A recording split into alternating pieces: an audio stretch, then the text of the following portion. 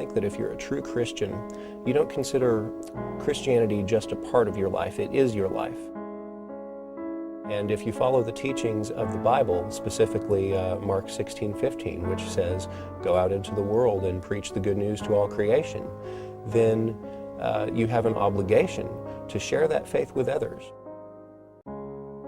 If you saw a building on fire and you knew there were people in it, and you knew that you were capable of running in there and saving someone who wouldn't be able to help themselves, if you knew that you could help them, would you just stand there and do nothing? And unfortunately, by not clearly seeing the issue, I think that's what a lot of Christians do, is they just stand there. I think, by and large, most of it is that most Christians are not really well educated as to their own religion's position on various issues.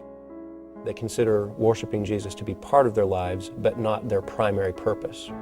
And I believe that true Christianity considers it to be the primary purpose. And if you're a true Christian, you believe that those who are not Christians, those who have not followed the teachings of the Bible, that have not accepted Jesus Christ as their personal Savior, those people aren't going to heaven. They're going to hell. Hell's not a fun place. I have heard Christians, definitely, that have the view that everyone is entitled to their own belief, and that's not necessarily a bad position to have, but if you believe that what they believe is going to earn them a place in eternal suffering, then there's a problem with that, in that you're allowing them to be tortured for eternity, while at the same time believing that you shouldn't save them from that. It's very awkward.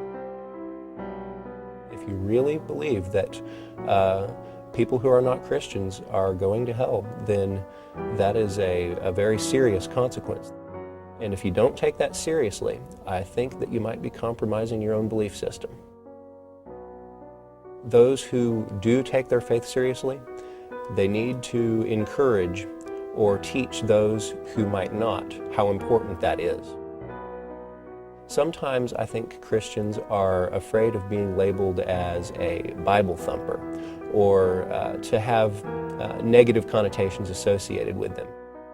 But that's not necessarily negative if you're a Christian. I think it's something to be proud of.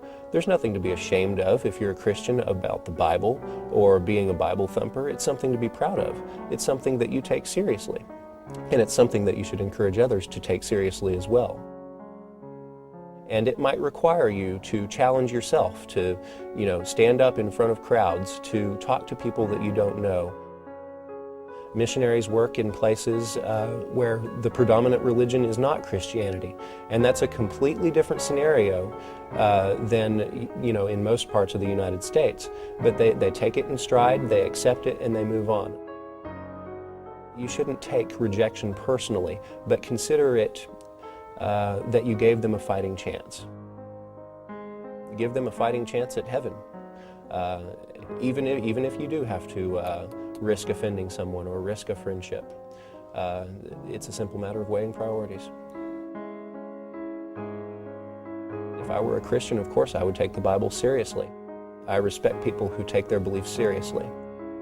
And I would take the Bible's teachings seriously. Among those teachings is the idea that there is a heaven and there is a hell. And those that accept Jesus Christ as their personal Savior go to heaven. Those that don't go to hell.